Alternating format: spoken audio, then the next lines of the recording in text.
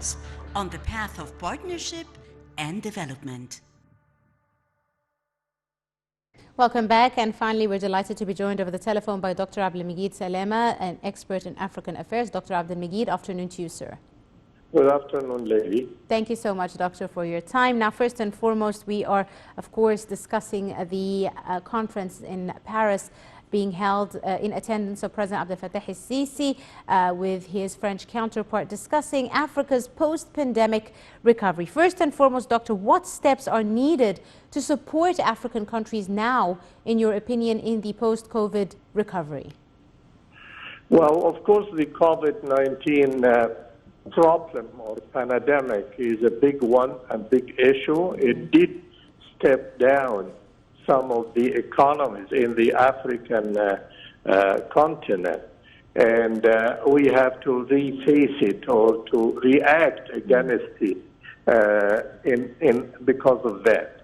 So my first idea, let me say, and it is a personal idea, not an official one, but we have to sit down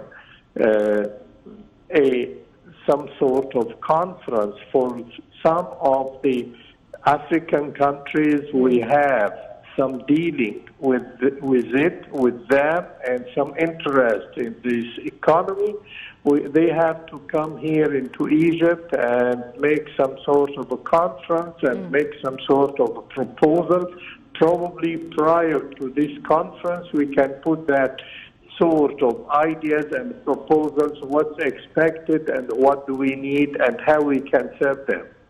My first impression from various visits to different countries in Africa is that the African countries are very much welcoming the Egyptian interests in Africa. Number two, with what had been done by the Egyptian government in the last few years to reopen the African market, and the interest in this direction is giving a very positive impression, and I have a feeling they are very much welcoming.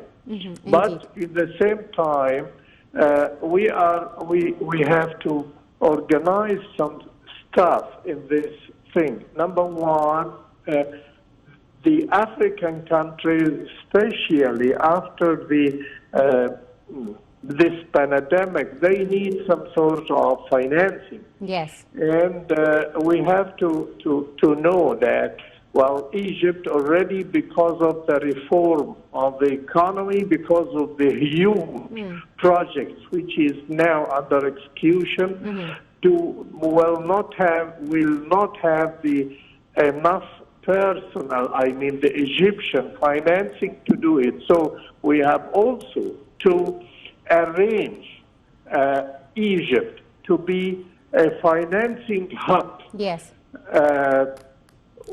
for the African countries and African communities, by making this hub as an organizing between some international financing, some local African countries, and it will take, of course, some risk from our banking system, but it is positive. So I would say the first one is to arrange this conference to be as an economic, and at the same time we have to arrange this financing idea to cover it. So this does it cover your reply or your question?